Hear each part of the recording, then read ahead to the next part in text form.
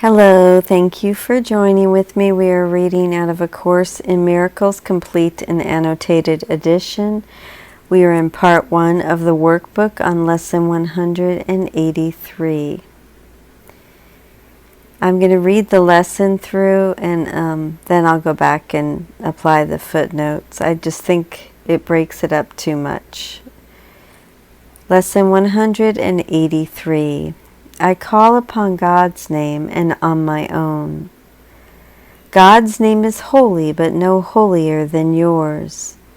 To call upon His name is but to call upon your own.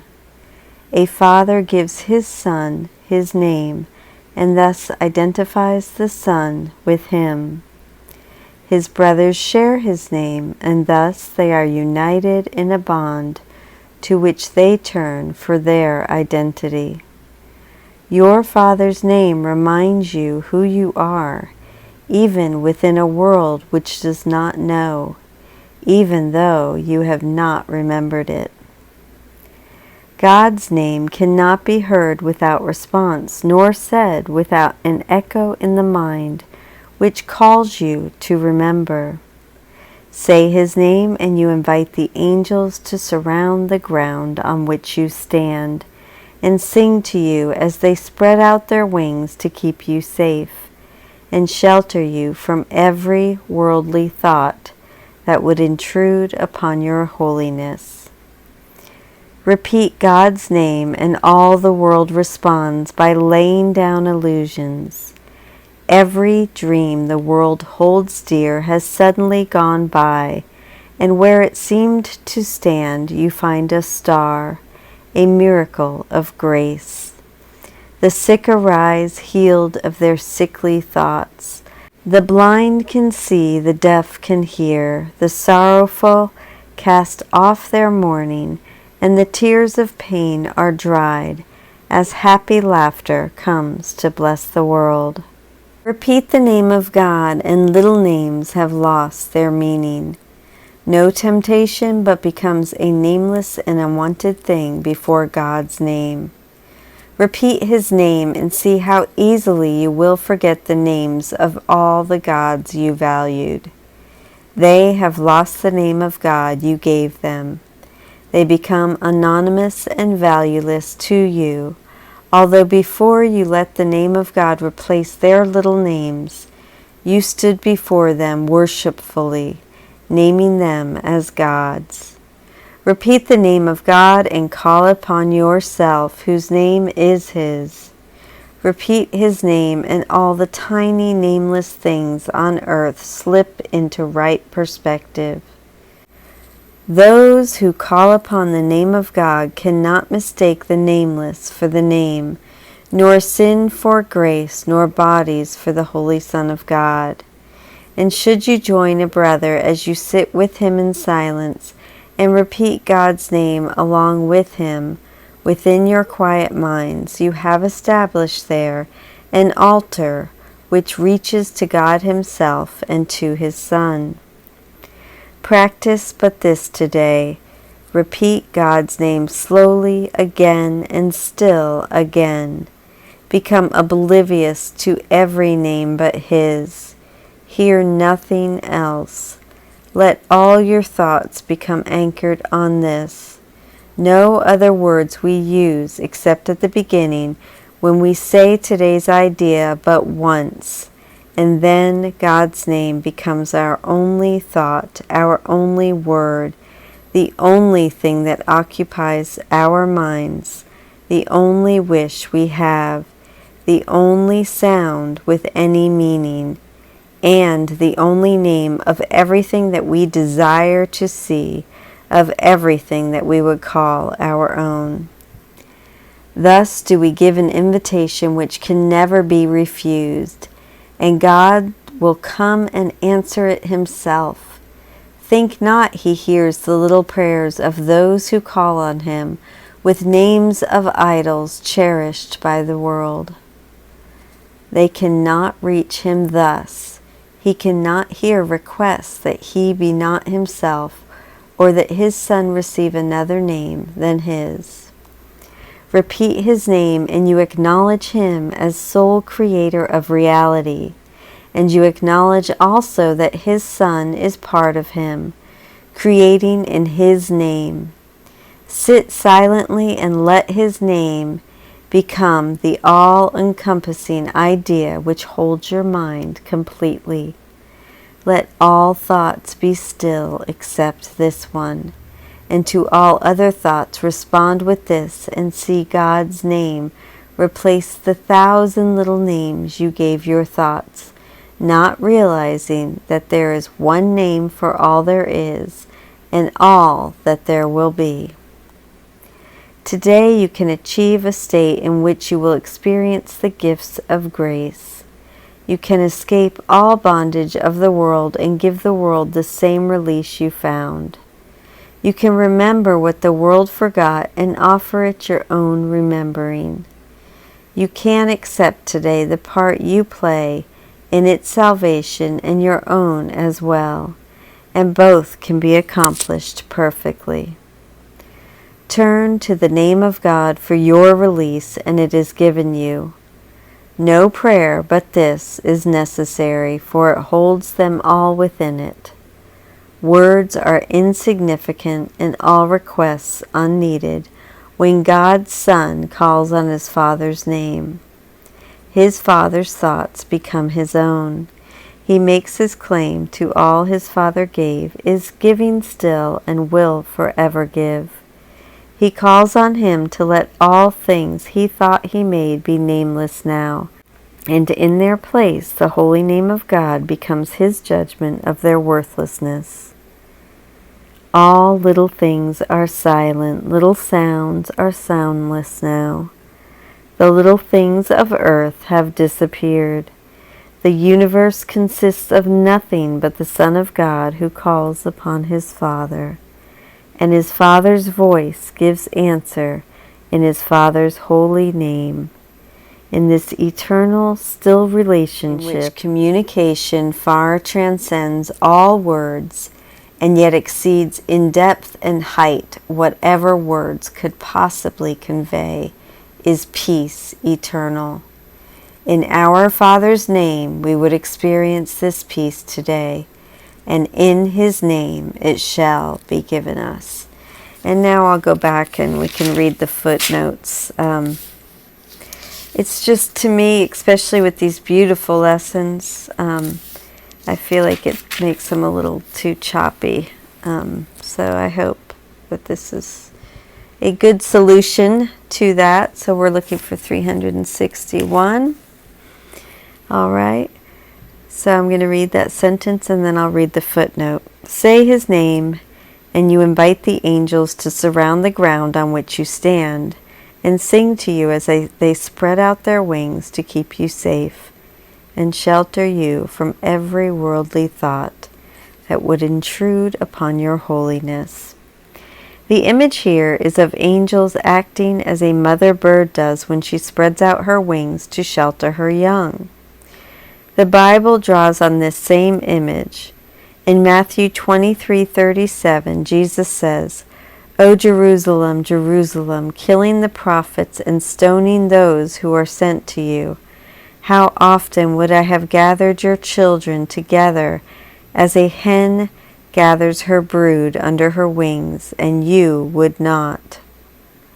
Psalm 91:4 says that God will cover you with his pinions, and under his wings you will find refuge. And several Psalms, 17, 36, and 57, speak of us finding refuge in the shadow of thy wings.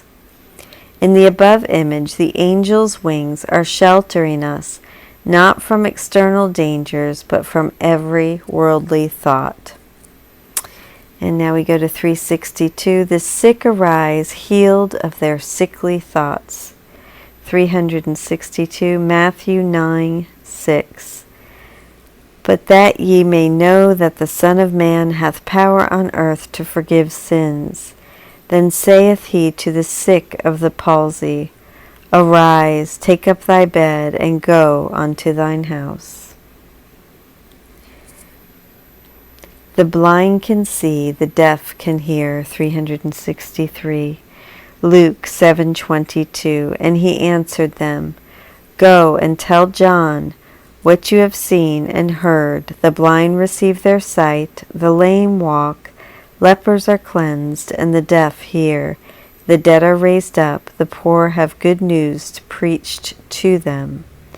In the above passage, these miracles are accomplished when you repeat the name of God. Footnote 364, repeat the name of God, and the little names have lost their meaning. The little names are the names of the things in the world that we value in place of God, and that tend to intrude on our thoughts during meditation. They feature prominently throughout the lesson, being called the names of all the gods you valued. The tiny nameless things on earth, the names of idols cherished by the world, the 1,000 little names you gave your thoughts, and the little things of the earth. And now we go to 365. Practice but this today. Repeat God's name slowly again and still again. No name for God is given here to use, implying that you can use the name of your choice, as long as that name is in accordance with God as He defines Himself. The Course employs many names for God. For example, Lesson 67, use holiness, kindness, helpfulness, and perfection as names for God. And Lesson 282 says, Father, your name is love. However, by far the most common name used for addressing God directly is Father.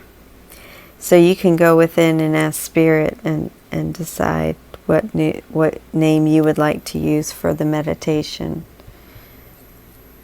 And it will be revealed. Okay, footnote 366. And then God's name becomes our only thought, our only word, the only thing that occupies our minds, the only wish we have, the only sound with any meaning, and the only name of everything that we desire to see, of everything we would call our own. 366. As this sentence makes clear, we are not simply meant to repeat God's name rather than entertain other thoughts. We are meant to be completely absorbed in this repetition so that saying His name fills all of our awareness, becoming our only thought, our only word, the only thing that occupies our minds, the only wish we have, etc. Along these same lines, paragraph 8 describes His name as the all-encompassing idea which holds your mind completely. And now let's read footnote 367. Think not He hears the little prayers of those who call on Him with names of idols cherished by the world. The little prayers of those who call on Him with names of idols are your wandering thoughts during meditation. Thoughts about things of the world, about the tiny nameless things on earth. By dwelling on these earthly things, you are essentially praying to them. If this is how you are inviting God during meditation, then He will not come in response because you are not asking for Him. That is why the above passage says that God does not hear these prayers. Now we are on the commentary by Robert Perry and Alan Watson, Lesson 183. I call upon God's name and on my own. Practice instructions. The purpose of this lesson is to go past the defense of valuing other gods, of valuing the idols of this world, and so experience the true God. This will intensify your motivation and strengthen your commitment. So we're going to meditate. I'll do a 5-minute meditation. It will be a silent meditation so that you can follow the instructions here in the lesson. Not here, but here. They're the same, basically. And I'll read the instructions and lead the meditation and time it for 15 minutes. This lesson is the introduction to what I call the Name of God meditation. And he did a cameo essay on page 14. And this may be online if you want to. I'm not going to read that. But it can be summarized in the following way, which is basically from Lesson 183 in the workbook for students. Choose a name for God that you will use. You may want to ask within for this. Close your eyes and repeat the idea for today just once. After that, simply repeat God's name slowly again and still again. Do not, however, repeat it as a mere word. Repeat it as a heartfelt invitation to God. Fully expect Him to hear, and God will come and answer it Himself. You are asking then for the experience of God and of your true self, which is part of Him. Repeat the name then with all the desire you have to know God and yourself. Repeat it as the only wish you have. Whenever your mind wanders and starts thinking about the idols of the world, repeat the name you chose for God to dispel those thoughts. It will help it if you repeat it with the awareness that this name is everything and that the things you were thinking about are nothing. And then on the hour, 1 or 2 minutes as the hour strikes, do a shorter version of the meditation exercise. Close by asking for God's guidance for the coming hour and thanking Him for His gifts in the past hour. Response to temptation: when tempted to cherish an idol, a valueless thing of this world, which is basically anything, repeat God's name, realizing that this name signifies everything you want, while the idol is nothing. God's name, as the term is used in this lesson and the next, symbolizes His identity and our identity with Him. God's name is not Jehovah or Krishna or Allah, yet any of those symbols could be used to represent Him. When this lesson urges us to repeat God's name, what then do we say? The actual word we use does not matter. It is the concept of His identity that is to be foremost in our minds. We might say the word God over and over, or Father, or Divine Mother, or whatever word best symbolizes for us the identity of God. The general practice outlined in this lesson is very similar to practices in Eastern religions of repeating the name of God over and over, and the intent is very much the same.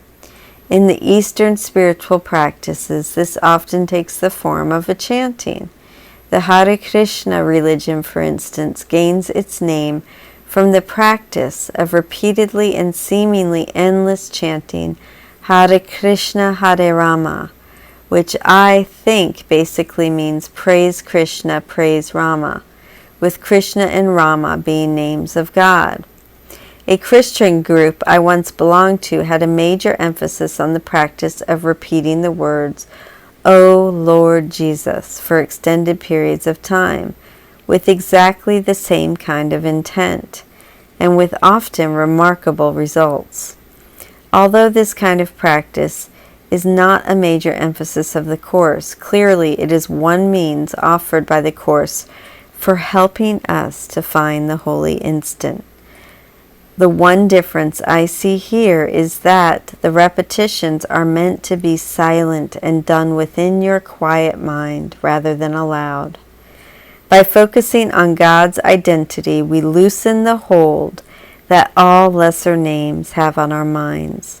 We counter the illusion of separation in recognizing the one name that represents everything there is. There is one name for all there is and all that there will be. Many results are attributed in this lesson to repeating the name of God. It reminds us of our identity with Him. It invites the angels to surround us and keep us safe, recognizing the holiness we share with God. It prompts the world to lay down all illusions. It causes all idols to fall. It calls upon ourself, the extension of God that we are. It acknowledges God as sole creator of reality. We are encouraged, almost as an aside, to do this practice with someone else, sitting in silence and repeating God's name in our minds. This seems to have particular merit, for by it we establish an altar which reaches to God Himself and to His Son. This is the only place I am aware of in the Course in which meditation with another person is even mentioned. But it is a very favorable mention and indicates that there is some added value in joining with others in meditation. The primary idea of the practice seems to be that the thought of God replaces every other idea in our minds, and if other ideas enter, we can respond to them with God's name. Instead of praying for any specific thing or any specific persons, all of which have names that distinguish them from everything else, we repeat the name of God, which includes them all. No prayer but this is necessary, for it holds them all within it. As we repeat God's name, we can alter our mental state to experience the gift of grace. Eventually, we come to a place where the universe consists of nothing but the Son of God who calls upon His Father. So as we repeat God's name, we can alter our mental state to experience the gift of grace. And eventually we come to a place where the universe consists of nothing but the Son of God who calls upon His Father. Please join me for the meditation, and we can meditate together. Yay! Thank you for joining with me in this reading of Lesson 183. I call upon God's name and on my own. I love you.